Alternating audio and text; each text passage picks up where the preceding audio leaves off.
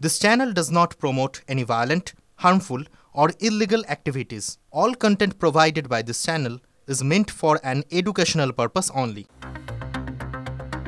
মৌলবাদীদের রোষে ফের মন্দির, জামালপুরের হিন্দু ধর্মস্থানে তাণ্ডব, ভাঙচুর, লুটপাট কট্টরপন্থীদের। এর আগেও একাধিকবার হিন্দুদের বাড়িতে আগুন থেকে দোকানে ভাঙচুর, লুটপাট সবই চলেছে। বেছে বেছে হিন্দুদের হেনস্থা, মৌলবাদী আগ্রাসনে কেন চুপ ইউনূস প্রশাসন? শুধুই কি মুখেই সম্প্রীতির কথা? বাংলাদেশের প্রশ্নের মুখে নাগরিক নিরাপত্তা, বাংলাদেশের মাটিতেই বিস্তার মানবাধিকার লঙ্ঘনের অভিযোগ।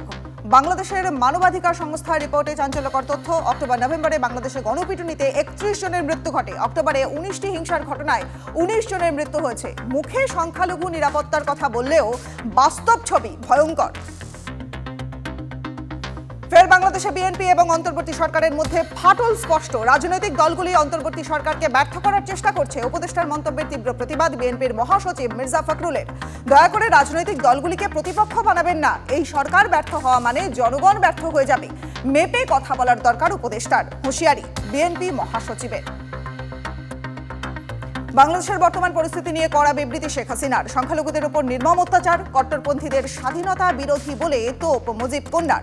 ষড়যন্ত্র করে আওয়ামী লীগের সরকারকে সরিয়ে অবৈধভাবে ক্ষমতা দখলের অভিযোগ বাংলাদেশের প্রাক্তন প্রধানমন্ত্রীর। পরিকল্পিতভাবে মুক্তিযুদ্ধের স্মারক চিহ্ন ধ্বংস করেছে। দেশের শুভবুদ্ধি সম্পন্ন মানুষকে ঐক্যবদ্ধ হওয়ার ডাক শেখ হাসিনার। হাওয়া ঘুরছে কি বাংলাদেশে? ফের রাজপথে আওয়ামী লীগ। ঢাকা, চট্টগ্রামে হাসিনা অনুগামীদের মিছিল। ধানমন্ডির দেওয়ালে ফের জয় বাংলা পোস্টার। হাসিনা সক্রিয়, অনলাইন বৈঠকেও বড় জমায়েত। আমাদেরও সক্রিয় হতে হবে, মন্তব্য বিএনপি নেতা।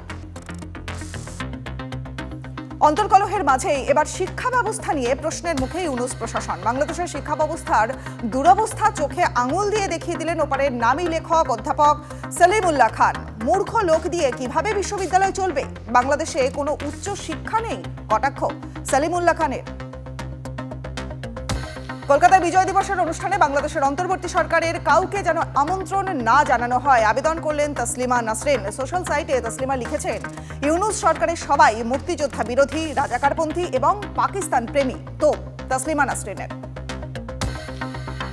বিশ্বমঞ্চে আরও একবার মুখ পুড়ল ইউনূস সরকারের। হাসিনার পতনের পরেই বাংলাদেশের নিরাপত্তার অবনতি ঘটেছে। ফের মন্তব্য আমেরিকার, জাতি ধর্ম ভেদে নয়, সব বাংলাদেশের নিরাপত্তা দিতে বাধ্য অন্তর্বর্তী সরকার। পরিস্থিতির উপরে কড়া নজর রাখছেন বাইডেন। বার্তা হোয়াইট হাউসের জাতীয় নিরাপত্তা কাউন্সিলের স্ট্র্যাটেজিক কমিউনিকেশন পরিচালক জন কিরবি।